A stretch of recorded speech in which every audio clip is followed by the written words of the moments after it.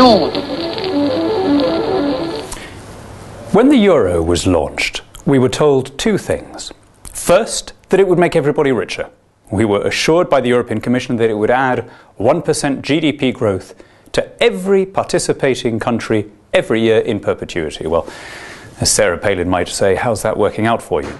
But we were also told that it would be an antidote to extremism, that it would make countries get on better, and that it would make moderate politics more mainstream. Well, how's that working out?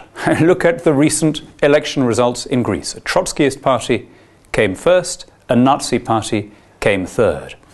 And as for the national animosities, read the way German newspapers now refer to Greeks and vice versa. Would you say that this is soothing or stoking national rivalries in Europe?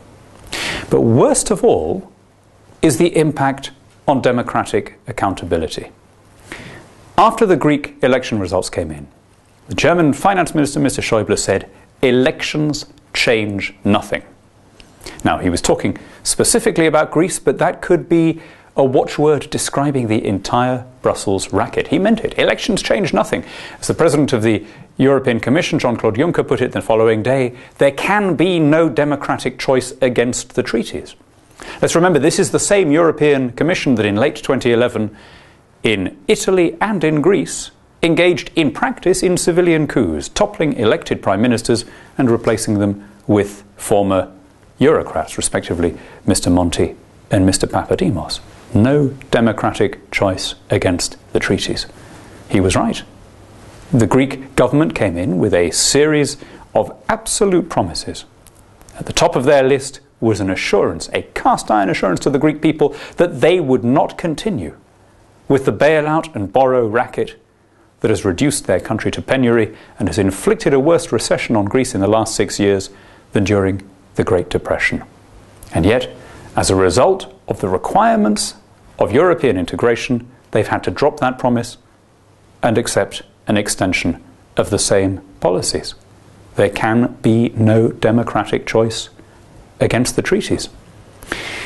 As the former president of the European Commission, José Manuel Barroso, put it, democratic governments are often wrong. That's his view. You know, if we trust them too much, they make bad decisions. And so we have this system in Europe where power is deliberately vested in the hands of people who are invulnerable to public opinion, who don't need to worry about the ballot box. Now, being against that shouldn't make you anti-Europe. It doesn't make you Eurosceptic. It makes you pro-democracy. What a tragedy that in the country where democracy was born, in the part of the world where we evolved this sublime idea that our rulers should be accountable to the rest of us, that people were casting differently coloured stones into voting urns so that the will of the people, rather than the will of the king, would prevail. In that same country, that wonderful idea that laws should not be passed nor taxes raised except by our own representatives has been abandoned.